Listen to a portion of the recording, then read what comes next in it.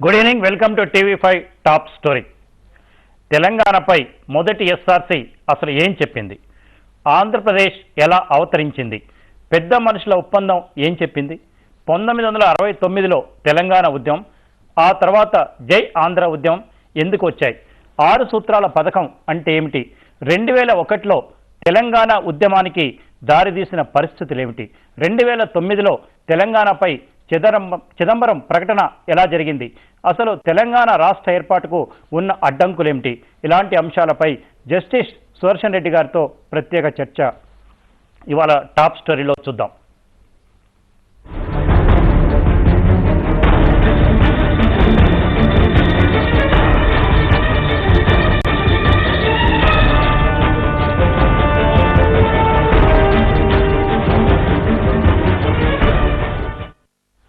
Good evening Sudarshan Reddy గారు. Good evening అండి sir. ఇవాళ తెలంగాణలో చూస్తున్నట్లయితే మొన్న ఉప ఎన్నికలు జరిగిన తర్వాత కూడా అంటే ఆల్మోస్ట్ అన్ని నియోజకవర్గాల్లో తెలంగాణ వాదానికి ఓటేశారు.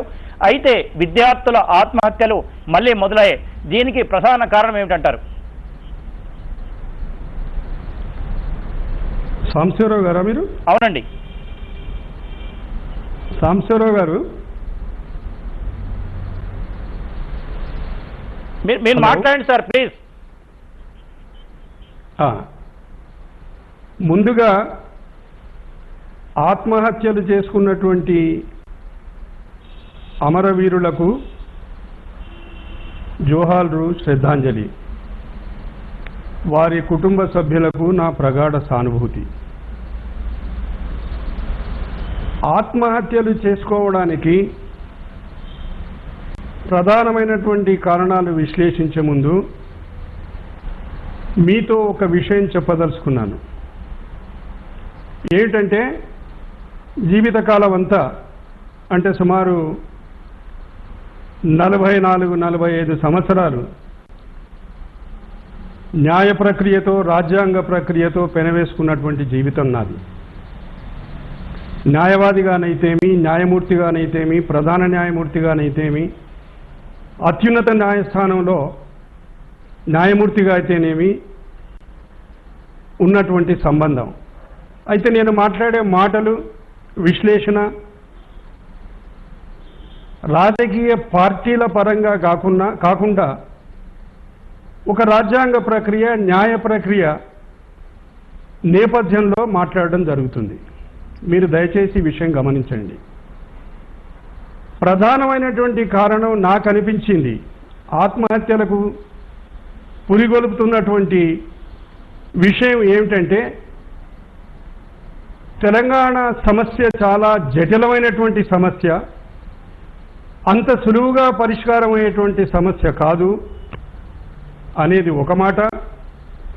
రెండవది, భావోద్రేకాలకు సంబంధించినటువంటి విషయం ఇది అనే మాట. మూడవది, ఇది చిన్న రాష్ట్రాల సమస్య. నా అనుభవంలో, తర్వాత నాకు ఉండేటువంటి అభిప్రాయం ప్రకారం ఈ మూడు కూడా తప్పుడు మాటలు. ఒకసారి భారత రాజ్యాంగాన్ని మీరు గమనించినట్టయితే, ఒకసారి భారత రాజ్యాంగం యొక్క ప్రస్తావన చూద్దామా ఏమంటుందో? భారత రాజ్యాంగం, భారతదేశ ప్రజలమగు మేము భారతదేశమును సార్వభౌమ్య సామ్యవాద లౌకిక ప్రజాస్వామ్య గణరాజ్యముగా నెలకొల్పుటకు మరియు అందరి పౌరులెల్లరకు సామాజిక, ఆర్థిక, రాజకీయ న్యాయమును, భావము, భావ ప్రకటన, విశ్వాసము, ధర్మము, ఆరాధన, వీటి స్వాతంత్రమును అంతస్తులోను, జాగ్రత్తగా గమనించండి, అవకాశంలోను సమానత్వమును చేకూర్చుటకు మరియు వారందరిలో వ్యక్తి గౌరవమును, జాతీయ ఐక్యతను, అఖండతను తప్పక ఒనగూర్చు సౌభాతృత్వమును పెంపొందించుటకు సత్యనిష్టాపూర్వకముగా తీర్మానించుకొని ఈ సంవిధానమును అంగీకరించి అధిశాసనం చేసి మాకు మేము ఇచ్చుకున్న వారైతిమి. స్వేచ్ఛ, స్వాతంత్రం, సౌభాతృత్వం. ఇది భారత రాజ్యాంగం యొక్క ముఖ్యమైనటువంటి ప్రస్తావన. దీన్ని మనం దృష్టిలో పెట్టుకొని 2-3 విషయాలు గమనించాలి. భారత పౌరులమైన మనముగా ఇచ్చుకున్నటువంటి కానుక భారత రాజ్యాంగం. మనమందరం భారతదేశ పౌరులము.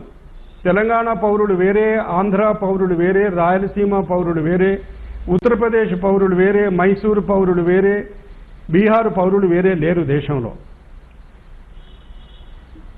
దీని నేపథ్యంలో మీరు 3వ అధికరణం రాజ్యాంగంలో గమనిస్తే కేవలం ఒక మామూలు చట్టం చేసి రాష్ట్రాల పునర్విభజన చేసేటువంటి అవకాశం రాజ్యాంగం పార్లమెంటుకు కల్పించింది. దీనికి రాజ్యాంగపరమైనటువంటి సవరణ కానీ, ఎలాంటి క్లిష్టమైనటువంటి ప్రొసీజర్ కానీ అలాంటివి ఏవి రాజ్యాంగంలో పొందుపరచలేదు. అయినప్పటికీ పాలకులు ఏం చెప్తున్నారంటే ఇది చాలా క్లిష్టమైనటువంటి సమస్య, పరిష్కరించడానికి చాలా కష్టమైనటువంటి సమస్య, దీని వెనుక ఏదో చాలా పెద్ద భాగవతం ఉందనేటువంటి తప్పుడు ప్రచారం వల్ల ప్రజలకు తప్పుడు సంకేతాలు వెళ్ళి ప్రజాభిప్రాయాన్ని గౌరవించకుండా ఆ ప్రక్రియను మూలకు పడేయడం వల్ల ఆత్మహత్యలు జరుగుతున్నాయనేటువంటి ప్రధానమైనటువంటి కారణం. ఇంకోటి సుదర్శన్ రెడ్డి గారు, రెండవది మనం అంటే మొట్టమొదటికి 1956కి వెళ్ళినట్లయితే అంతకుముందు హైదరాబాద్ రాష్ట్రం, ఆంధ్ర ప్రాంతం సపరేట్గా ఉన్నమాట వాస్తవం. అయితే ఒక ఫస్ట్ ఎస్ఆర్సి కమిషన్ వేసి అంటే భాషా ప్రయుక్త రాష్ట్రాల ఏర్పాటును మాత్రం అందులో పొందుపరిచారు. అంటే ఒక యాంగిల్ తీసుకున్నారు, ఏ భాష మాట్లాడేవాళ్ళు వాళ్ళందరూ కలిపి ఒక రాష్ట్రం ఉండాలని. దానికి అనుగుణంగానే హైదరాబాద్ రాష్ట్రంలో కొన్ని జిల్లాలు కర్ణాటక వెళ్ళడం జరిగింది, కొన్ని జిల్లాలు మహారాష్ట్రకి వెళ్ళడం జరిగింది. అంటే అక్కడ కర్ణాటక భాష, మరాఠీ భాష ఎక్కువగా మాట్లాడతారు. తెలుగు భాష మాట్లాడే జిల్లాల్ని ఆంధ్ర ప్రాంతం ఉన్న కలపడం జరిగింది. అంటే ఫజలుల్ రహమాన్ అంటే మొట్టమొదటి ఎస్ఆర్సి కేవలం భాషా ప్రయుక్త రాష్ట్రాలు. మరి ఇంకేదన్నా ప్రాతిపదిక ఉంది అప్పుడు? సాంబశివరావు గారు, మీరు ఒక విషయం చెప్పారు ఇప్పుడు, ఒకే భాష మాట్లాడే ప్రజలందరికీ ఒకే రాష్ట్రం అని. ఒక చిన్న సవరణ, ఒక భాష మాట్లాడే వారికి ఒక రాష్ట్రం ఉండాలన్నారు కానీ ఒకే రాష్ట్రం ఉండాలని చెప్పి ఎప్పుడు చెప్పలేదు. ఒకే భాష మాట్లాడే వారికి ఒకే రాష్ట్రం ఉండాలంటే ఉత్తరప్రదేశ్, బీహారు, రాజస్థాను వగైరా వగైరా వగైరా ఇన్ని హిందీ రాష్ట్రాలు ఉండేటివి కావు. ఒక భాష మాట్లాడే వాళ్లకు 2 రాష్ట్రాలు ఉండకూడదనేటువంటి తీర్మానము ఫజల్ అలీ కమిషన్లో ఎక్కడ లేదు. ఫజల్ అలీ కమిషన్ రిపోర్టును మీరు ఒకవేళ జాగ్రత్తగా గమనించినట్టయితే ఆంధ్రప్రదేశ్ అవతరణకు వ్యతిరేకంగా ఉండింది.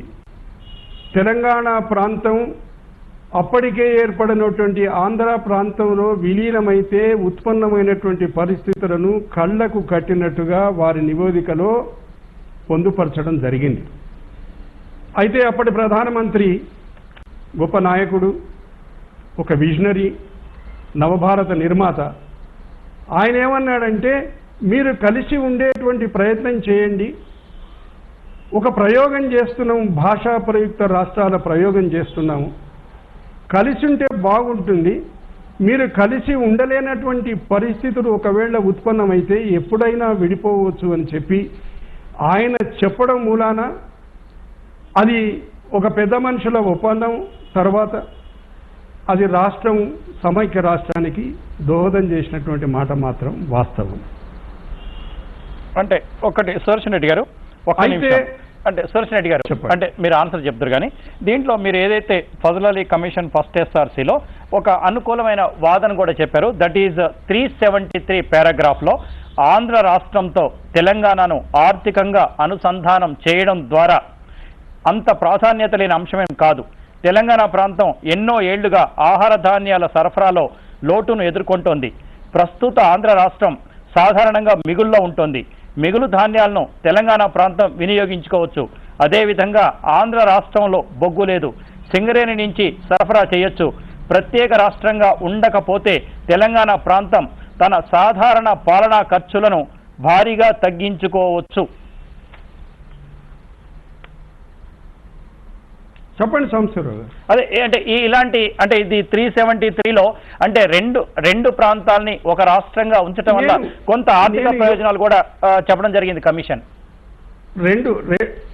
రెండు ప్రాంతాలను ఒకే గొడుగు కింద తీసుకొచ్చి ఒక రాష్ట్రం ఏర్పాటు చేయడం వల్ల వచ్చేటువంటి లాభ నష్టాలు బేరీజు వేచేటప్పుడు, మంచి చెడ్డలను బేరీజు వేచేటప్పుడు ఈ ప్రాంతం ఆంధ్ర రాష్ట్రం రెండు కలిపి సమైక్య రాష్ట్రం ఏర్పడితే జరిగేటువంటి లాభాలు ఫెడరల్ కమిషన్లో చెప్పలేదు అని చెప్పి నేను ఎప్పుడు చెప్పడం లేదు. కానీ అదే సమయంలో జరిగేటువంటి పరిణామాలు సాంస్కృతికంగా రాజకీయంగా ఉన్నటువంటి వైరుధ్యాలను కూడా ఫెడరల్ కమిషన్లో పొందుపరచడం జరిగింది. ఇది చాలా జాగ్రత్తగా ఆలోచించి తీసుకోవాల్సినటువంటి నిర్ణయం అని చెప్పడం కూడా జరిగింది. అయినా అప్పటి ప్రధానమంత్రి గారి పట్ల ఉండేటువంటి గౌరవం, ఒక విధమైనటువంటి నమ్మకం, వ్యవస్థ మీద ఉండేటువంటి నమ్మకంతో ఆ ప్రాతిపదికన ఏర్పడినటువంటి సమైక్య రాష్ట్రం ఆంధ్రప్రదేశ్. అయితే ఏర్పడిన నాటి నుంచే ఏ ప్రాతిపదిక మీద ఏర్పడినటువంటి రాష్ట్రం ఏర్పడిన మరుసటి రోజు నుంచే మోసానికి గురైందన్నటువంటి మాట కూడా వాస్తవం. ఓకే, పెద్ద మనుషుల ఒప్పందం ఎలా ఉల్లంఘనలకు గురైంది? 1969లో ప్రత్యేక తెలంగాణ వాదన, 1979లో ప్రత్యేక ఆంధ్ర వాదనలు వచ్చిన తర్వాత కూడా ఈ రాష్ట్రం సమైక్యంగా ఎందుకు ఉండగలిగింది? ఈ అంశాలపై జస్టిస్ సుదర్శన్ రెడ్డి గారితో మరింత చర్చ కొనసాగించే ముందు వచ్చిన బ్రేక్ తీసుకుందాం. వెల్కమ్ బ్యాక్ జస్టిస్ గారు. మీరు ఇందాక జస్ట్ మన బ్రేక్ ముందు ఒకటి మాట్లాడుకున్నాం. ఏదైతే పెద్ద మనుషుల ఒప్పందం ప్రకారం రెండు ప్రాంతాల కలయిక జరిగిందో అందులో అనేక ఉల్లంఘనలు జరిగినాయి అన్నారు. ఉదాహరణకు చూసినట్టయితే అంటే ముఖ్యంగా తెలంగాణ ప్రాంతంలో విద్యా సంస్థల్లో ప్రవేశాల నియంత్రణ ఒకటి స్పష్టంగా చెప్పారు.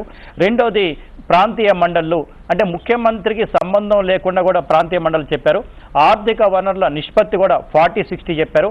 అలాగే మినిస్టర్స్ దాంట్లో కూడా 60 అటు రాయలసీమ ఆంధ్ర ప్రాంతానికి, 40% ఇక్కడ, తర్వాత ఒక తెలంగాణ ప్రాంతానికి చెందిన ముస్లిం అభ్యర్థిని మంత్రిగా ఉండాలని చెప్పారు.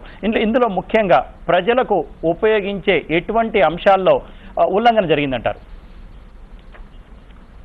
ప్రతి విషయంలోనూ ఉల్లంఘన జరిగినటువంటి మాట మాత్రం వాస్తవం. ఇప్పుడు దాంట్లో జరిగిందా దీంట్లో జరిగిందా అనేటువంటిది చాలా దూరం మనం ప్రయాణం చేయడం జరిగింది కనుక వివరాల్లోకి పోవాల్సినటువంటి అవసరం లేదు. ఎప్పుడు కూడా ఏ ముఖ్యమంత్రి కూడా దీన్ని మనస వాచ కర్మేణ, ఇది ఒక పవిత్రమైనటువంటి ఒప్పందం, ఈ పవిత్రమైనటువంటి ఒప్పందాన్ని అమలు చేసి రాష్ట్రాన్ని సమైక్యంగా ఉంచాలి అనేటువంటి కృషి ఎప్పుడు ఎవరు చేయలేదు. మేమేదో పెత్తనం చేస్తున్నాం, పెత్తనం చేయడానికే మేము ముఖ్యమంత్రులం అవుతున్నాం అటువంటి భావన తప్ప ప్రజల్లో సమైక్య భావం పెంపొందించడానికి, ప్రజలను మానసికంగా ఏకీకృతం అంటే సమైక్యంగా ఉంచడానికి ఎటువంటి కృషి జరగలేదు. ఉప ముఖ్యమంత్రి పదవిని కేవలం 6వ వేలుగా మార్చినటువంటి పరిస్థితులు మీకు తెలియంది కాదు. మీరు ఒక ముఖ్యమైనటువంటి విషయం మర్చిపోయింది సాంబశివరావు గారు, నన్ను జ్ఞాపకం చేయమంటారా? చెప్పండి. తెలంగాణ ప్రాంతంలో ఉండేటువంటి భూములు అంటే చట్టం ద్వారా అంటే అమ్మకూడదు, అంటే ప్రాంతీయ మండలి అనుమతి లేకుండా అమ్మకూడదు. ప్రాంతీయ మండలి తర్వాత కలెక్టరు అనుమతి లేకుండా భూముల కొనుగోళ్లు జరగకూడదు అని చెప్పి ఒక నిబంధన టెనెన్సీ యాక్ట్ లో ఉండింది. అది ఎందుకొరకు ఉండిందో ఒకసారి ఊహించగలరా మీరు? ఈ ప్రాంతం ప్రజలు అమాయకులు, పేదవాళ్ళు, డబ్బున్నటువంటి వాళ్ళు కాదు. డబ్బు ప్రలోభానికి లొంగిపోయి ఉన్నటువంటి ఆస్తులను అమ్ముకొని ఆస్తిహీనులుగా మిగిలిపోయేటువంటి ప్రమాదం ఉంది అని గమనించి ఆ చట్టం చేయడం జరిగింది. అది ఆ చట్టం చేసిన కొన్ని సంవత్సరాలకే దాన్ని సవరణ తీసుకొచ్చి అలాంటి అనుమతులు ఏమీ అవసరం లేవనేటువంటి పరిస్థితులు కల్పించింది ప్రభుత్వాలు. అంటే ఒకటి సుదర్శన్ రెడ్డి గారు ఒక చిన్న క్లారిఫికేషన్, మీరు చెప్పిన దాని పర్యవసానం ఏం జరిగింది అంటే ఒక్క నిమిషం, అంటే ఏదైతే మీరు చెప్తున్నారో దాని చెప్పండి. క్లారిఫికేషన్. ఇప్పుడు ఈ ఒప్పందంలో ఒక భాగంగా ఈ భూముల అమ్మకం మీద మీరు చెప్పినట్టుంది. అయితే దీని సవరణ ఎప్పుడు తీసుకొచ్చారు? మరి దానికి ఎవరు అనుకూలంగా మాట్లాడారు తెలంగాణ ప్రాంతం నుంచి? తెలంగాణ ప్రాంతం నుంచి ఎవరు అనుకూలంగా మాట్లాడిండ్రు, ఎవరు అనుకూలంగా మాట్లాడలేదటువంటి సమస్య ఉత్పన్నం ఎందుకొరకు కాదంటే, రాష్ట్ర శాసనసభను మీరు తీసుకున్నట్టయితే రాష్ట్ర శాసనసభలో సీమాంధ్ర ప్రతినిధులదే మెజారిటీ గనుక వీళ్ళు ఎవరు మాట్లాడినా ఎవరు మాట్లాడకున్నా దాంట్లో ఒరిగేటువంటిది ఏం లేదు. పార్టీ పరంగా ప్రభుత్వం పరంగా నిర్ణయం తీసుకొని ఆ నిర్ణయం ప్రకారం చట్టాలను అమలు చేయడం జరిగింది, సవరణ చేయడం జరిగింది. అట్లా సవరణ చేసే ముందు ఒక్కసారి కూడా ప్రభుత్వం దీని పర్యవసానం, దీని ప్రభావం తెలంగాణ ప్రజల మీద, తెలంగాణ భూముల మీద, తెలంగాణ ఆస్తుల మీద ఎటువంటి ప్రభావం చూపుతుందని చెప్పి ఆలోచన ఎప్పుడు జరగలేదు. దాని పరిణామాలు ఇవాళ మనం గమనిస్తున్నాం. మీరు ఒక చిన్న విషయం దయచేసి గమనిస్తే, 1948లో నిజాం రాష్ట్రం భారత యూనియన్లో కలిసినప్పుడు ఉన్నటువంటి రెండు రకమైనటువంటి ఆస్తులు ఉండేవి. ఒకటి ఆయన సొంత ఆస్తి, దాన్ని సర్ఫేఖాస్ అనేది. రెండు దివానీ అంటే ప్రభుత్వ భూములు. ప్రభుత్వ భూములన్నీ నిజాం రాష్ట్రము భారత్లో విలీనమైనప్పుడు దాంతోపాటు ఆ ప్రభుత్వ భూములన్నీ కూడా రాష్ట్రానికి మన ఇండియన్ యూనియన్కి వచ్చేసినాయి. తర్వాత ఆయనకున్నటువంటి ఆస్తులు, పైగా ఆస్తులు, జాగీరులు, ఇనాములు అన్నీ కూడా తర్వాత వచ్చినటువంటి చట్టాలు, అంటే భూమికి సంబంధించినటువంటి చట్టాలు ఏవైతే వచ్చినాయో తద్వారా 195% ఆ భూములు కూడా ప్రభుత్వానికే రావడం జరిగింది. ఒక్క విషయం గమనించండి సార్, ఆ నిజాము ప్రైవేట్ ఆస్తులు, అప్పుడు గవర్నమెంట్ ద్వారా వచ్చినటువంటి ఆస్తులు ఎవరి చేతుల్లో ఉన్నాయి, ఏ వ్యక్తుల చేతుల్లో ఉన్నాయి? ఇవాళ తెలంగాణ ప్రజానీకం మధ్యతరగతి అనేవాడు కూడా హైదరాబాద్లో కానీ హైదరాబాద్ చుట్టుపక్కల ప్రాంతంలో కానీ ఒక 100 గజాల భూమి కొనుక్కొని ఇల్లు కట్టుకునేటువంటి పరిస్థితి లేదు. ఎందుకు వచ్చింది ఈ పరిస్థితి? ఎవరి చేతిలో ఉన్నాయి ఈ భూములు? నేను కష్టపడి కొనుక్కున్న వాళ్ళ గురించి, మధ్యతరగతి సీమాంధ్ర ప్రజల గురించి మాట్లాడటం లేదు. ఈ భూములు కొల్లగొట్టిన వాళ్ళు ఎవరు? ఆ భూములు కొల్లగొట్టిన వాళ్ళు ఎవరైతే ఉన్నారో వాళ్లే ఇది చాలా సంక్లిష్టమైనటువంటి సమస్య, ఈ సమస్య ఇంతలో పరిష్కారం కాదు అని చెప్పి అట్లా చెప్పడం వల్లనే తెలంగాణ రాష్ట్రంలో, తెలంగాణ ప్రాంతంలో ఆత్మహత్యలు జరుగుతున్నాయి. ఒకటి జస్టిస్ గారు, ఇప్పుడు అంటే మీకు తెలియని విషయం కాదు, మీరు హైకోర్టు న్యాయమూర్తిగా, సుప్రీంకోర్టు న్యాయమూర్తిగా కూడా చేశారు. మీ ముందు అనేక కేసులు వచ్చి ఉంటాయి. అంటే తెలంగాణకి ప్రత్యేక రెవెన్యూ చట్టం, ఆంధ్ర రాయలసీమకి ప్రత్యేక రెవెన్యూ చట్టాలు కూడా ఉన్నాయి. ఆ చట్టాలు కూడా తెలంగాణ ప్రజల్ని కాపాడలేకపోయాయా? పూర్తిగా ఆ చట్టాలను ఉల్లంఘించడం జరిగింది. ఆ చట్టాలలో కూడా విపరీతమైనటువంటి సవరణలు, వాళ్ళకు అనుగుణంగా ఉండేటువంటి సవరణలు తీసుకురావడం జరిగింది. అయితే మీరు అనే మాట, ఒక్క మాటతోటి మాత్రం నేను ఏకీభవిస్తాను సాంబశివరావు గారు. చెప్పండి. ఇక్కడి ప్రజాప్రతినిధులు, నేను ఏ రాజకీయ పార్టీని ప్రత్యేకంగా ఉద్దేశించి మాట్లాడడం లేదు, కానీ తెలంగాణ ప్రజాప్రతినిధులు వారి పాత్రను సక్రమంగా నిర్వర్తించకపోవడం, వారి రాజ్యాంగ బాధ్యతలను వారు నెరవేర్చకపోవడం వల్ల కూడా సమస్య జటిలమైంది. ఇటువంటి పరిస్థితులు రావడానికి వాళ్ళు కూడా కారణం అనే దాంట్లో నాకు ఎలాంటి సందేహం లేదు. ఓకే, నేను దీంతో పూర్తిగా ఏకీభవిస్తాను. తర్వాత 1969లో ప్రత్యేక తెలంగాణ ఉద్యమం తర్వాత, అంటే ప్రజల ఆకాంక్ష 1971లో ఉన్నప్పుడు 11 పార్లమెంట్ నియోజకవర్గాల్లో దాదాపు ప్రజలు 11 నియోజకవర్గాల్లో అప్పట్లో తెలంగాణ గురించి పోరాడిన ఒక పార్టీకి ఓటేయడం జరిగింది. మీరు ఏదైతే రాజకీయ నాయకులు పేర్లు రాజకీయ పార్టీలు మనం ప్రస్తావించొద్దన్నారు కాబట్టి నేను ప్రస్తావించట్లేదు. అయితే అలాంటప్పుడు కూడా అక్కడ కేంద్ర ప్రభుత్వం ప్రత్యేక తెలంగాణకి ఎందుకు ఇవ్వలేకపోయింది అప్పుడు అంటే మీకు తెలిసింది చెప్పండి. ప్రత్యేక తెలంగాణ అప్పుడు ఇవ్వనటువంటి మాట వాస్తవమే. ప్రజాభిప్రాయానికి అనుగుణంగా అప్పుడు నిర్ణయం ప్రభుత్వాలు భారత ప్రభుత్వం తీసుకున్నటువంటి మాట వాస్తవమే. కానీ అప్పుడున్నటువంటి రాజ్యాంగ ప్రక్రియ, అప్పుడున్నటువంటి వ్యవస్థ, అప్పుడు దేశంలో ఉండేటువంటి పరిస్థితులు కొంతవరకు తెలంగాణ రాష్ట్రం ఏర్పాటు కాకుండా ఉండడానికి కారణం కావచ్చు.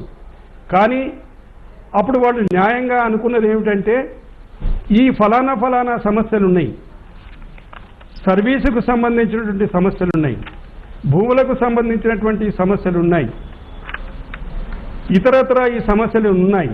ఈ సమస్యలను పరిష్కరించడం కొరకు ఇంకొక విధమైనటువంటి ప్రయత్నం మనం చేయొచ్చు అని రాజ్యాంగానికి కొన్ని సవరణలు చేసి మళ్ళీ ఒకసారి ప్రయత్నం చేద్దాం, ఈ రాష్ట్రం కలిసికట్టుగా ఉంటుందేమో అని చెప్పి ప్రయత్నం చేయడం జరిగింది. మీరు చిదంబరం గారి ప్రకటన చూసినట్టయితే ఆయనే చెప్తాడు, ఇదంతా నేనేదో చిదంబరం ఏదో వ్యక్తిగతంగా చేసిండు ఈ రాష్ట్రాన్ని విడదీయడానికి అనేటువంటి ఆపోహలు కొంతమంది రాజకీయ నాయకులకు ఉన్నాయి. నేను నిమిత్త మాత్రుణ్ణి. డిసెంబర్ 9న నేను చేసినటువంటి ప్రకటన భారత ప్రభుత్వం తరపు చేసినటువంటి ప్రకటన కాదు ఇది. అంటే చిదంబరం గారు చేశారు కాదు ఇది. అంటే జస్టిస్ గారు, అంటే నా ఉద్దేశం ఏంటంటే తెలంగాణ ప్రజలకి ఇప్పుడున్న యువతరానికి అప్పుడేం జరిగిందో అంటే ఇప్పుడు 6 సూత్రాల పథకం ఒకటి పెట్టేసి ఉన్న ముల్కీ రూల్స్ తెలంగాణకు అనుకూలంగా ఉన్న ముల్కీ రూల్స్ను కూడా తీసేయడం జరిగింది 1970 తర్వాత. అంటే నా ఉద్దేశం కూడా ఇప్పుడున్న యువతరానికి అప్పటి విషయాలు గుర్తు చేయడం అనేది చెప్తున్నాను. ఈ 6 సూత్రాల అంశాలు చిదంబరం ప్రకటన తర్వాత తెలంగాణలో ఈ భావం పెరిగింది, రగులుతున్న అంశంగా ఉంది. మరి దీనికి ఏమన్నా అంటే తెలంగాణ ప్రత్యేకంగా ఇవ్వడానికి న్యాయపరమైన చిక్కులు కూడా ఏమన్నా ఉన్నాయా? ఇలాంటి అంశాలతో జస్టిస్ సుదర్శన్ రెడ్డి గారితో చర్చ కొనసాగించే ముందు వచ్చిన బ్రేక్ తీసుకుందాం.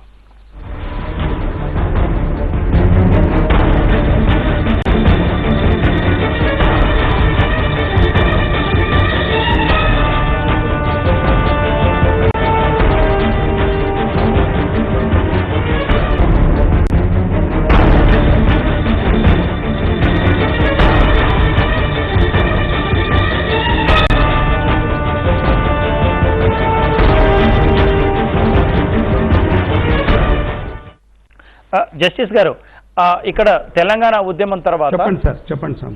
పర్లేదు, మీరు మంచిగా తాగండి. చెప్పండి సార్. ఈ తెలంగాణ ప్రత్యేక ఉద్యమం తర్వాత 1973 అక్టోబర్ 22 నాడు 6 సూత్రాల పథకం అంటూ కేంద్ర ప్రభుత్వం ముందుకొచ్చింది, ఒక ప్రకటన జారీ చేసింది.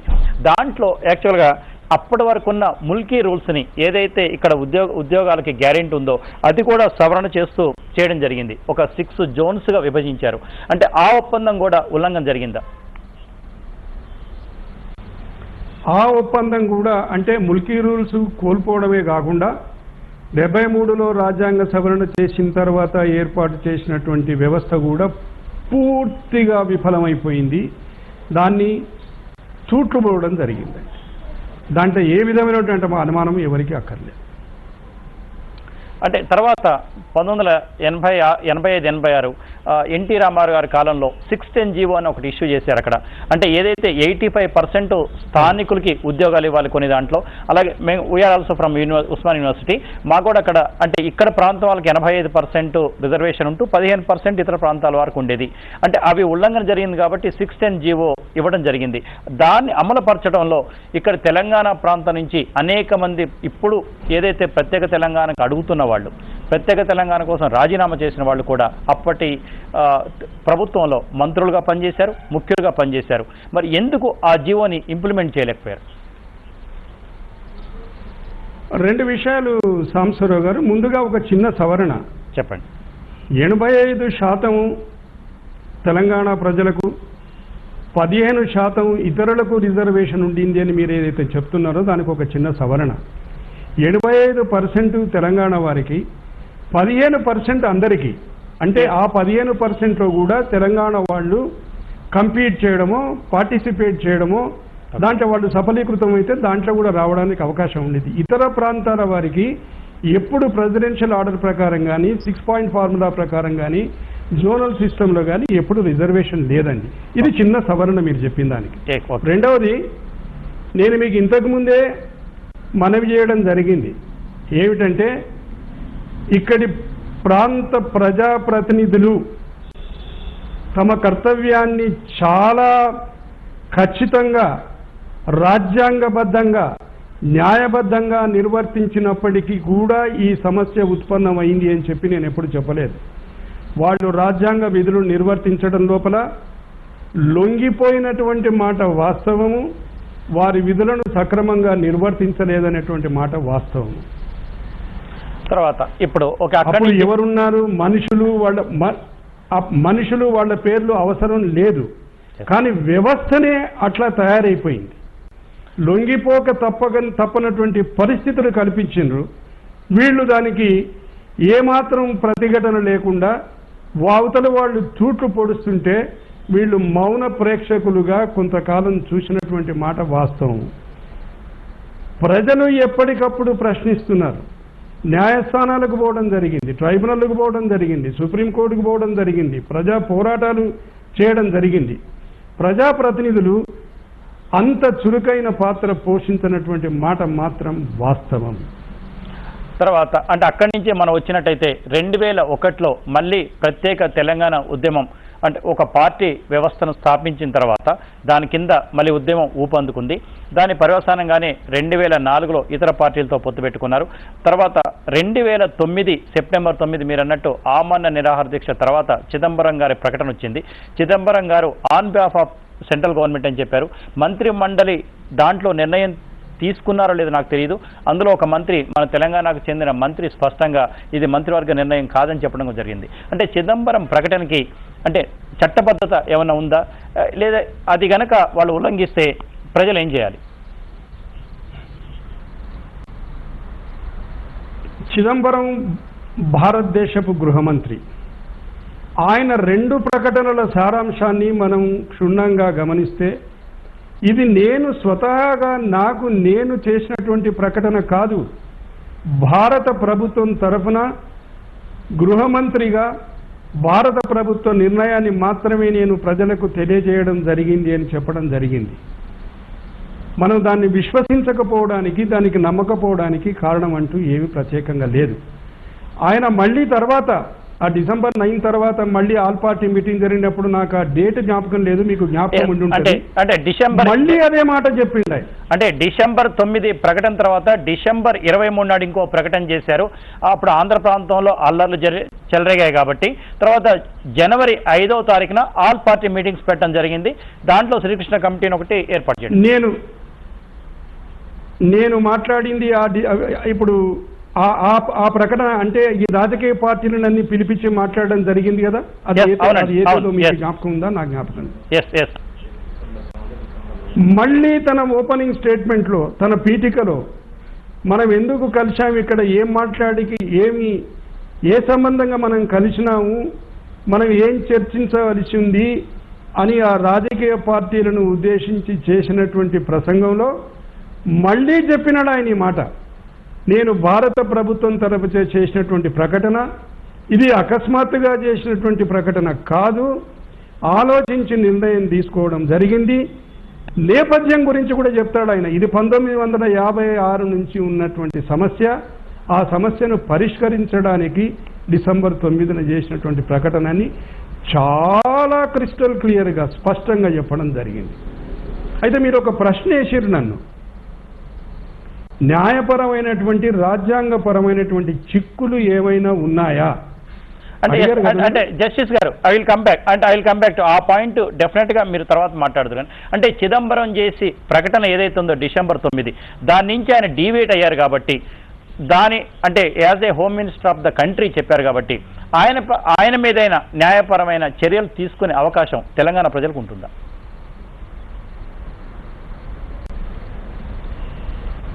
ఇది చాలా సంక్లిష్టమైనటువంటి ప్రశ్న మీరు వేసింది.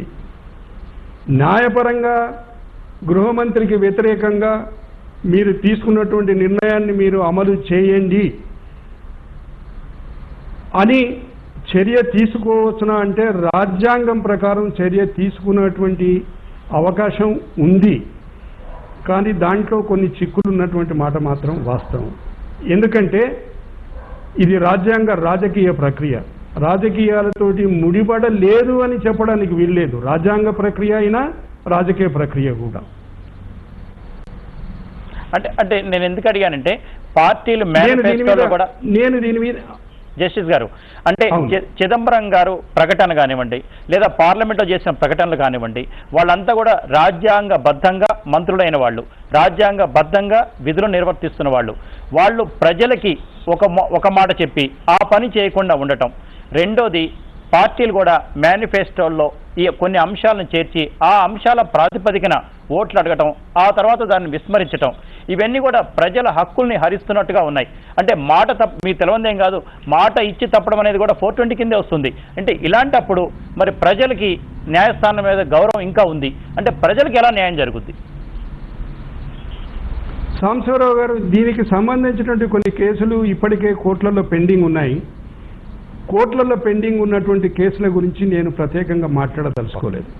న్యాయమూర్తిగా నాకు కొన్ని నిబంధనలు ఉన్నాయి కనుక నేను దాని విషయం మీద నేను చర్చించదలుచుకోలేదు, చర్చలో పాల్గొనదలుచుకోలేదు. ఎందుకంటే ఇప్పటికే మీకు జ్ఞాపకం ఉందో లేదో చాలామంది ఈ విషయం మీద కోర్టుకు పోయి కొంతమంది మీద అత్యున్నతమైనటువంటి స్థానంలో ఉన్న వాళ్ళ మీద కూడా ఇప్పుడు మీరు చెప్పిన 420 అన్నారే మీరు ఆ కేసులు పెట్టడం జరిగింది. అవి విభిన్నమైనటువంటి దశల్లో ఉన్నాయి. అవి అందుకొరకు నేను మాట్లాడడం భావ్యం కాదనుకుంటాను. అంటే నేనేదంటే ఒక న్యాయమూర్తిగా కాకుండా ఒక సామాన్య పౌరుల గురించి ఆలోచించే వాళ్ళుగా, అంటే ఒక మనిషి మాట్లాడిందే మాట తప్పుతూ ఉంటే ప్రజలు ఇంకెక్కడికి వెళ్ళాలి?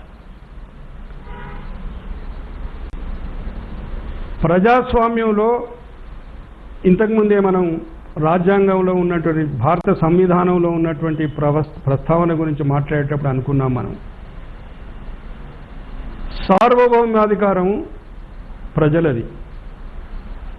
రాజ్యాంగాన్ని వక్రీకరించి చేసినటువంటి ప్రకటనలను వక్రీకరించి ఇచ్చిన మాట నిలబెట్టుకోకపోవడం అనేది రాజ్యాంగ ద్రోహమే కాదు, ప్రజాద్రోహం కూడా. ఇంకోటి జస్టిస్ గారు, ఇంకొక విషయం ప్రజాక్షేత్రంలో దీనికి అంటే జస్టిస్ గారు ఇంకొక విషయం, మీరు నేను అనుకుంటాను ఢిల్లీలో న్యాయమూర్తిగా సుప్రీంకోర్టులో ఉన్నప్పుడే నాకు తెలిసి విజయవాడ నుంచి ఒక కేసు పడ్డది. అంటే ఒక రాష్ట్రాన్ని విభజించాలంటే ఆర్థిక ప్రాతిపదిక మీద విభజించాలనా, ఆత్మహత్యలు చేసుకుంటూ విభజించాలనా, లేకపోతే రాజకీయ కోణంలో విభజించాలనా, ఒక వ్యక్తి ఆమరణ నిరాహార దీక్ష చేస్తే విభజించాలా అని చెప్పి ధర్మాసనం ముందుకు వస్తే ఇంకా ఆ ప్రక్రియ స్టార్ట్ కాలేదు కాబట్టి డిస్మిస్ చేస్తూ కొంచెం అంటే దాంట్లో కొన్ని అంశాలని అబ్జర్వేషన్ కూడా ఇచ్చారండి. ఇంకా రాజకీయ ప్రక్రియ స్టార్ట్ కాలేదు కాబట్టి పార్లమెంట్లో బిల్లు ప్రవేశపెట్టలేదు కాబట్టి ఇది ప్రీమెచ్యూర్డ్ పిటిషన్ అని చెప్పి దాన్ని డిస్మిస్ చేయడం జరిగింది. ఆ వ్యాజ్యాన్ని స్వీకరించకుండా ఉండడానికి వారు లేవనెత్తున్నటువంటి అంశాల మీద చర్చించడం అనవసరమని న్యాయస్థానం అనుకున్నప్పుడు మేము ఈ విషయంలో ఇప్పుడు ప్రస్తుతానికి చర్చించలేదు అని చెప్పి ఆ వ్యాజ్యాన్ని తోసిపుచ్చడం జరిగింది. అంత మాత్రాన్నే దాంట్లో ఎలాంటి వ్యాఖ్యలు కానీ అట్లాంటివి ఏమీ లేవు. ఎందుకొరకంటే నాకు తెలిసినంత వరకు రాజ్యాంగంలో ఏమున్నదంటే ఏమిటి, ఇండియాను భారత్ రాష్ట్రముల అవిభాజ్య సమన్వితము. ఇందులో రాష్ట్రములు, యూనియన్ ప్రాంతములు భారతదేశంలోని అంతర్భాగం. అంటే ఇంకోటి జస్టిస్ గారు, అంటే తెలంగాణ రాష్ట్ర ఏర్పాటు పార్లమెంట్లో జరగాల్సిన ప్రక్రియ, అంటే ఇది షెడ్యూల్ 9లో అయితే పెట్టలేదు కాబట్టి కోర్టులు కూడా సమీక్షించే అధికారం ఉంటుంది. అంటే ఎలాంటి న్యాయపరమైన చిక్కులు ఏమన్నా ఉన్నాయా? ఇది రాజకీయ ప్రక్రియ కనుక రాష్ట్రం ఏర్పడిన రాజ్యాంగ ప్రక్రియ ప్రకారం దాని రాష్ట్రం సరైనటువంటి ప్రాతిపదికన ఏర్పడిందా లేదా అని న్యాయస్థానాలు సమీక్షించడానికి అవకాశం లేనటువంటి చట్టం ఇది. దాంట్లో ఏముంది రాజ్యాంగంలో అంటే ఆర్టికల్ 3 ప్రకారం పార్లమెంటు ఒక శాసనం ద్వారా 1-2 అంతకు మించిన రాష్ట్రములను కలిపి ఒక రాష్ట్రమును మరియు 1-2 అంతకు మించిన రాష్ట్రం నుంచి కొంత భాగములను విడదీసి ఆ భాగములను ఒక నూతన రాష్ట్రముగాను మరియు ఏదైనా ఒక రాష్ట్రము నుంచి కొంత భాగము వేరొక రాష్ట్రమును కలిపి ఒక నూతన రాష్ట్రమును ఏర్పరచవచ్చును. దీనికి కావలసింది ఒక సామాన్యమైన చట్టం. అయితే ఆర్టికల్ 3లోనే విశదీకరించడం జరిగింది. ఏమని విశదీకరించడం జరిగింది? ఈ చట్టము రాజ్యాంగ సవరణ మాత్రం కాదు. ఎందుకొరకంటే మొదటి షెడ్యూల్లో ఉదహరించబడినటువంటి రాష్ట్రాలు ఏవైతే ఉన్నాయో వాటి పేర్లు కూడా దాంట్లో పొందుపరచడం జరిగింది. ఆ పేర్లు మారుతాయి, రాష్ట్రాల సంఖ్య మారుతుంది రాష్ట్రం విభజిస్తే. అందుకొరకు ఇది రాజ్యాంగ సవరణ అని చెప్పి అనుకునేటువంటి ఆపోహ ఉంటుందనుకొని దాన్ని అక్కడనే విశదీకరించడం జరిగింది. ఇది రాజ్యాంగ సవరణ కూడా కాదు అని చెప్పి. అంటే ఇంకోటి అంటే జస్టిస్ గారు, ఎస్ మీరు అన్నట్టు ఒకవేళ పార్లమెంట్లో కనుక నిర్ణయం తీసుకొని ఆర్టికల్ 3 ప్రకారం రాష్ట్రం ఏర్పరిస్తే ఎవరు కూడా సుప్రీంకోర్టుకు వెళ్ళి దాన్ని ఛాలెంజ్ చేయడం కానీ అప్పీల్ చేయడం కానీ అవకాశం లేదని చెప్తున్నారు. Okay, that's fine. ఇంకొక విషయం ఏంటంటే ఇప్పుడు తెలంగాణ రాష్ట్రం ఏర్పడడానికి అంటే ఇది నా అభిప్రాయం. ఇది ఇది ఇది రాజ్యాంగం నాకు అర్థమైంది అదండి నా అభిప్రాయం అది. Okay sir. ఇప్పుడు తెలంగాణ రాష్ట్రం ఏర్పడడానికి ఇక్కడున్న ప్రాంత ప్రజలందరూ కూడా పోరాడుతున్నారు. రాజకీయ ప్రక్రియ ద్వారా ఎలక్షన్స్లో పోరాడుతున్నారు. ప్రజల ఆకాంక్ష తెలుసుకుంటా ఉన్నారు. అయితే అయినా కానీ కేంద్ర ప్రభుత్వానికి ఇంతవరకు కూడా ఇంకా ఏర్పరుస్తాను లేదు. నిన్న ఈరోజు చిదంబరం గారు ఇంకా అన్ని పార్టీల మీటింగ్ పెట్టాలి, కాన్సెన్సస్ రావాలి అని చెప్తా ఉన్నారు. అక్కడ ఆంధ్ర రాయలసీమ ప్రాంతం వాళ్ళేమో ఇంకా కలిసి ఉండాలని చెప్పడం జరుగుతుంది. అంటే ఇటువంటి పరిస్థితుల్లో ప్రత్యేక తెలంగాణ కావాలంటే ఈ ప్రాంతం వాళ్ళు మీలాంటి మేధావులు ఆ ప్రాంతం వారితో మాట్లాడి ఎక్కడైతే చిక్కుముళ్ళు ఉన్నాయో అవన్నీ విప్పి ఎవరి స్టేట్ వాళ్ళు తీసుకోవడానికి ఎందుకు మీరు ముందుకు రావట్లేదు? ఇది చాలా ముఖ్యమైనటువంటి అంశాన్ని మీరు లేవనెత్తిండ్రు. ఈ విషయం గురించి నేను ఈ మధ్యనే కొంతమంది మిత్రులతోటి నిన్న మొన్న కూడా చర్చించడం జరిగింది. అలాంటి ప్రక్రియ ఒకవేళ మొదలుపెట్టి ఒకవేళ నేనేమన్నా చేయగలిగితే తప్పకుండా చేస్తానని చెప్పి మీకు చెప్తా ఉన్నాను. అంటే కానీ 2 విషయాలు మీరు చెప్పిన దాంట్లో 2 విషయాలు ఉన్నాయి. మీరు చెప్పిన దాంట్లో మీ ప్రశ్నలో రెండు విషయాల గురించి నేను చెప్పదలుచుకున్నాను. ఒకటి, ఆంధ్ర రాయలసీమ ప్రజలు రాష్ట్ర విభజనను వ్యతిరేకిస్తున్నారు, తెలంగాణ ప్రజలేమో రాష్ట్రాన్ని కోరుకుంటున్నారు అని చెప్పి మీ ప్రశ్నలో ఒక అంతర్భాగం అని నాకు అనిపించింది. తెలంగాణ రాష్ట్రం ఏర్పాటుకు ఆంధ్ర రాయలసీమ ప్రజలు వ్యతిరేకంగా ఉన్నారు అని చెప్పి నమ్మడానికి నేను సిద్ధంగా లేను. దానికి ఎలాంటి సంకేతాలు కానీ ఎలాంటి ఉదాహరణలు కానీ ఏమి మనకు కనబడవు. రాజకీయాలే పెట్టుబడులే రాజకీయం. రెండింటినీ కలబోల్చినటువంటి ఒక కొత్త తరగతి, ఒక క్లాస్ ఆంధ్రప్రదేశ్ రాష్ట్రం, ఆంధ్రప్రదేశ్ రాష్ట్ర ప్రజల దౌర్భాగ్యం. ఒక కొత్త తరహా క్లాస్ ఒకటి ఈ రాష్ట్రంలో ఏర్పడ్డది. ఇది వాళ్ళు అడ్డుకుంటున్నటువంటిది కానీ ఆంధ్ర రాయలసీమలో ఉండేటువంటి సామాన్య ప్రజానీకం ఎవరు కూడా అడ్డుకోవడం లేదు. కృత్రిమంగా సృష్టించినటువంటి ఉద్యమాల సంగతి పక్కకు పెట్టండి. నాకు తెలిసినంత వరకు శ్రీకాకుళంలో, అనంతపూర్లో, చిత్తూరులో, హైదరాబాద్ ఎక్కడుందో తెలియనటువంటి వ్యక్తులు, ఆ వ్యక్తుల సమూహం ఎంతో కొన్ని కోట్లలో ఉన్నారు. వాడికి అసలు హైదరాబాద్ రావడానికి అవకాశమే లేదు. అందుకొరకు ఇది ఆంధ్ర రాయలసీమ ప్రాంత ప్రజలు వ్యతిరేకిస్తున్నారన్నటువంటి మాట నేను ఏకీభవించను. పెట్టుబడిదారులు, హైదరాబాదును కొల్లగొట్టిన వాళ్ళు, ఇంకా వాళ్ళ వ్యాపారాల ద్వారా హైదరాబాదును కొల్లగొట్టాలనే ప్రయత్నం చేస్తున్నటువంటి వాళ్ళు చేస్తున్నటువంటి ప్రక్రియ. దేశం దౌర్భాగ్యం ఏంటంటే నయా ఉదారవాదం వల్ల ఏర్పడినటువంటి పరిస్థితులు ఎట్లంటే మార్కెట్లు రాష్ట్రాన్ని, దేశాన్ని శాసిస్తున్నటువంటి స్థాయికి వెళ్ళిపోయినాయి. రాష్ట్రం చేయవలసిన పనులేమో మార్కెట్లు చేస్తున్నాయి, మార్కెట్లు చేయాల్సినటువంటి పని ఏమో రాష్ట్రం చేస్తుంది. ఈ దౌర్భాగ్యమైన పరిస్థితిలో కొంతమంది వ్యక్తుల సమూహం చేస్తున్నటువంటి పని తప్ప ప్రజలు వ్యతిరేకిస్తున్నారని చెప్పి నేను ఏకీభవించాను. ఎస్ జస్టిస్ గారు, ఇంకొక విషయం అంటే 1956లో రాష్ట్రాల ఏర్పాటు ఆ సూత్రాలకి దానికి ప్రాతిపదిక 1937లో శ్రీబాగ్ ఒప్పందం. అంటే అప్పుడు రాయలసీమ ప్రాంతాలని తెలుగు మాట్లాడే కోస్టల్ ఆంధ్ర ప్రాంతాన్ని కలపడానికి ఒప్పందం జరిగింది.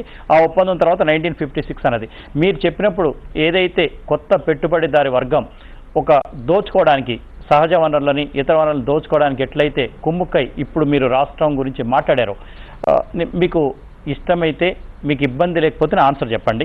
1956లో రాష్ట్రం తెలంగాణ ప్రాంతం ఇక్కడ చెన్నారెడ్డి గారు తర్వాత వారి మామగారు రంగారెడ్డి గారు ఇద్దరు కూడా బూరుగుల రామకృష్ణారావుని దించడానికి ఆంధ్ర ప్రాంతానికి చెందిన నీలం సంజీవరెడ్డి బెజవాడ గోపాల్ రెడ్డితో కలిసి ఒప్పందం చేసుకొని రాష్ట్రాన్ని ఏర్పరిచారు అన్నారు. అంటే ఇప్పుడు మీరు చెప్తున్న దోపిడీ వర్గానికి దానికి ఇంచుమించు పోలికలు కనపడతా ఉన్నాయి. దయచేసి మీకు అభ్యంతరం లేకపోతే ఆన్సర్ చెప్పండి.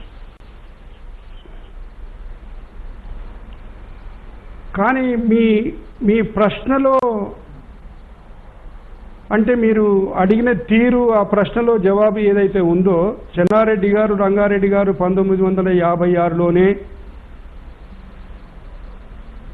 సమైక్య రాష్ట్రం ఏర్పడాలని చెప్పి కోరుకున్నటువంటి మాట కరెక్ట్ కాదండి.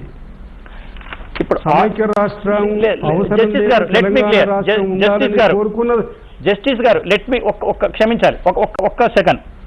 అంటే ఫజల్ అలీ రహమాన్ కమిషన్ రిపోర్ట్ పూర్తిగా సబ్మిట్ చేయకముందే కమిషన్ ఉంది, అన్ని అంశాల్లో వ్యతిరేకంగా ఉంది, హైదరాబాద్ రాష్ట్రాన్ని సపరేట్ ఉంచమని స్పష్టంగా చెప్పడానికి ముందే మనకు ఆంధ్ర ప్రాంత నేతలు బెజవాడ గోపాల్ రెడ్డి, నీలం సంజయ్ రెడ్డి, గౌతు లచ్చన్న గారు, ఇటు ప్రాంతం నుంచి చెన్నారెడ్డి గారు, నరసింహరావు గారు, రంగారెడ్డి గారు, తర్వాత అప్పుడున్న బూరుగుల రామకృష్ణారావు గారు అందరూ కలిసి పెద్ద మనుషుల ఒప్పందం మేరకే రాష్ట్రాన్ని ఒకటిగా రెండు కలుపుతున్నానని చెప్పి పండిత్ జవహర్లాల్ నెహ్రూ గారు స్పష్టంగా చెప్పారు. కరెక్ట్ అండి.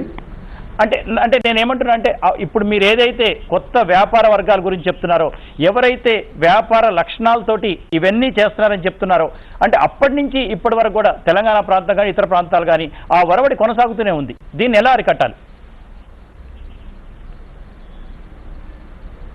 దీనికి ప్రత్యేక రాష్ట్రం ఏర్పాటు తప్ప వేరే పరిష్కారం లేదండి. ఓకే, అంటే అన్ని సమస్యలకి ప్రత్యేక తెలంగాణ ఒకటే పరిష్కారం అంటారు మీరు? అన్ని సమస్యలకు ప్రత్యేక రాష్ట్రం ఒకటే పరిష్కారం అని చెప్పేవాళ్ళ దవటం నేను లేనండి. ఓకే, ప్రతిపూట ఏ సమస్య వచ్చినా, సర్వీసులకు సంబంధించిన సమస్యలు వచ్చినా, రిజర్వేషన్ సమస్యలు వచ్చినా, అసమానత్వం సమస్యలు వచ్చినా, భూ సమస్యలు వచ్చినా, అన్నిటికీ తెలంగాణ రాష్ట్రం మాత్రమే పరిష్కారం అని చెప్పి నేను చెప్పడం లేదండి. ఓకే, ఆ సమస్యలు తెలంగాణ రాష్ట్రంలో ఎట్లా పరిష్కరించుకోవాలి, ఆర్థిక సాంఘిక సామాజిక పరిస్థితులు తెలంగాణలో ఎట్లా ఉండాలి, ఏ రకమైనటువంటి ప్రణాళికలు రచించుకోవాలి, ఏ విధమైనటువంటి విధానాలను అవలంబించి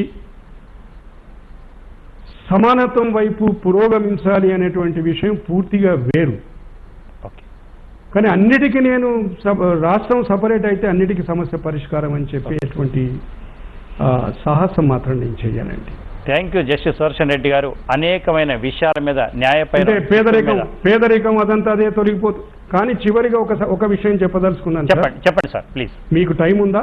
ఇంకొక 2 నిమిషాలు ఉందా మీకు టైం? ప్లీజ్ సార్ చెప్పండి. మీకు ఇంకో 2 నిమిషాలు ప్లీజ్ సార్ చెప్పండి. మీరు అంటే నేను ఏ పొలిటికల్ పార్టీని, ఏ వ్యక్తిని, ఎవరిని ఉద్దేశించి చేస్తున్నటువంటి మాటలు కావు. మీరు మొన్నటి అసెంబ్లీలో జరిగినటువంటి అసెంబ్లీ తరఫున ఒక రాజ్యాంగ హోదాలో ఉండి శాసనసభ పక్షాన చేసినటువంటి ప్రకటనను మీరు గమనించినరా? యువత ఆత్మహత్యలు మనోవేదన కలిగిస్తున్నాయి. వారి కుటుంబ సభ్యులకే కాదు సమాజానికి కూడా తీవ్ర ఆవేదన కలిగిస్తున్నాయి. సంక్లిష్టమైన సమస్యలను కూడా ప్రజాస్వామ్య పద్ధతిలో సాధించుకోవాలి. ఆత్మహత్యలు పాల్పడవద్దు. కుటుంబ సభ్యులను మనోవేదనకు గురి చేయవద్దు. ఈ సభలో అందరి తరఫున విజ్ఞప్తి చేస్తున్నాను. నేపథ్యం ఏమిటి? ఈ ప్రకటన చేయడానికి నేపథ్యం ఏమిటి? సమస్య ఏమిటి? ఎందుకు తెలంగాణలో ఉండేటువంటి విద్యార్థులకు, యువతకు మేమున్నాం మీ పక్షాన, న్యాయం జరగడానికి న్యాయ ప్రక్రియ, రాజ్యాంగ ప్రక్రియను మొదలుపెట్టి సమస్యను సామరస్యంగా పరిష్కరిస్తాం, మీరు అధైర్యపడకూడదు, మేమున్నాం, త్యాగాలకు మేము ముందుంటాం, మీరు మీ ప్రాణాలు తీసుకోవద్దని చెప్పి ఎందుకు చెప్పలేదు సార్? నాకు ఒక విషయం చెప్పండి. రాజ్యం స్వభావం ఎట్లయిపోయిందంటే ప్రజానీకం తిరగబడాలన్న ఆలోచన కంటే ఆత్మహత్య చేసుకోవాలనే ఆలోచన పట్ల ప్రభుత్వానికి ఎలాంటి ఆక్షేపణ లేదు అని చెప్పి అనిపిస్తుంది. అంటే ప్రభుత్వాలు సంతృప్తికరంగా ఉన్నాయా? ప్రజలు తిరుగుబాటు చేయడం లేదు, తద్వారా ఏ పరిణామాలు వస్తాయో అని చెప్పి భయపడాల్సినటువంటి అవసరం లేదు, వాడు చావదలుచుకున్నాడు కనుక చస్తే చావని అని చెప్పి అనుకుంటున్నారా అని చెప్పి నేను అడుగుతున్నాను సార్. బాధ్యత లేదా సార్ ప్రజాప్రతినిధులకు,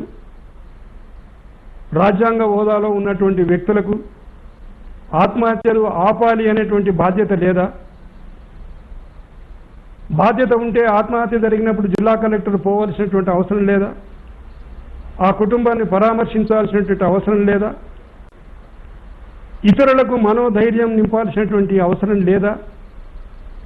ఆ మనోధైర్యం యువతకు, విద్యార్థులకు ఎప్పుడొస్తుందంటే, నేను సీమాంధ్ర ప్రజాప్రతినిధుల గురించి మాట్లాడడం లేదు, తెలంగాణ ప్రజాప్రతినిధుల గురించి మాట్లాడుతున్నాను.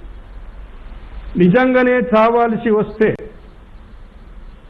తెలంగాణ కొరకు ప్రాణత్యాగం, ఆత్మత్యాగం చేయాల్సి వస్తే మేమున్నాం, మేం చేస్తాం, మీరు చెయ్యకండి అనేటువంటి భావన కల్పించకపోతే ఈ ప్రమాదం నుంచి, ఈ విపత్తు నుంచి అంత తొందరగా బయటపడేటువంటి పరిస్థితులు కనబడతలేదు. అయితే మీ ద్వారా తెలంగాణ యువతకు, తెలంగాణ విద్యార్థి లోకానికి, తెలంగాణ ప్రజానీకానికి నేను సవినయంగా మనవి చేయదలుచున్నది ఏమిటంటే, సమస్య మీరు అనుకున్నంత క్లిష్టంగా, జటిలంగా లేదు, పరిష్కారం అయ్యే అవకాశం ఉంది. మీ ప్రజాప్రతినిధుల మీద, సీమాంధ్ర ప్రజాప్రతినిధుల మీద కాదు, మీ ప్రజాప్రతినిధుల మీద ఒత్తిడి పెంచండి. మీ రాజకీయ పార్టీల, మీ తెలంగాణలో ఉండేటువంటి రాజకీయ పార్టీల పట్ల ఒత్తిడి పెంచండి. సమస్య పరిష్కారానికి అందరం కలిసి కృషి చేద్దాం. దయచేసి ఆత్మహత్యలు చేసుకోవాలి. తప్పకుండా సార్, మీ ఆవేదనని, మీ సందేశాన్ని తప్పకుండా విద్యార్థులు పాటిస్తారని TV5 తరపున మరొకసారి కోరుకుంటున్నాం. దయచేసి ఎవరు కూడా ఆత్మహత్యలు చేసుకోవద్దు, ప్రజాప్రతినిధులు నిలదీయండి, మీకు ఏమైతే కావాలో తప్పకుండా సాధించుకోండి, అది చూడడానికి బ్రతికుండండి అని చెప్పి మనతో జస్టిస్ సుదర్శన్ రెడ్డి గారు చెప్పారు. అయితే 1956లో రాష్ట్రం ఏర్పడినప్పటి నుంచి ఇప్పటి వరకు అన్ని ఒప్పందాలు కూడా ఉల్లంఘనకు జరిగాయని, ఏది కూడా సక్రమంగా జరగలేదని చెప్పారు. ఉప ముఖ్యమంత్రి, ముస్లిం మంత్రితో సహా అన్ని ఒప్పందాలు జరిగాయని, అయితే సీమాంధ్ర నాయకుల్ని, ఎమ్మెల్యేలని తనేం అనడం లేదని, కేవలం తెలంగాణ ప్రాంతానికి చెందిన ఎమ్మెల్యేలు, మంత్రులు, ఇతరులు అంతా కూడా తెలంగాణ ప్రాంతానికి సరైన న్యాయం చేయలేకపోయారన్నారు. అయితే న్యాయపరమైన చిక్కులు తెలంగాణ ఏర్పడడానికి ఎటువంటి లేవని, ఈవెన్ పార్లమెంట్ కనుక తెలంగాణ ఇచ్చినట్లయితే సుప్రీంకోర్టులో కూడా ఎవరు అక్కడ ఛాలెంజ్ చేసే అవకాశం తన వ్యక్తిగతంగా అభిప్రాయ ప్రకారం లేదని చెప్తున్నారు. ఇది ఇవాళ టాప్ స్టోరీ. చూస్తూనే ఉండండి TV5. నమస్కారం.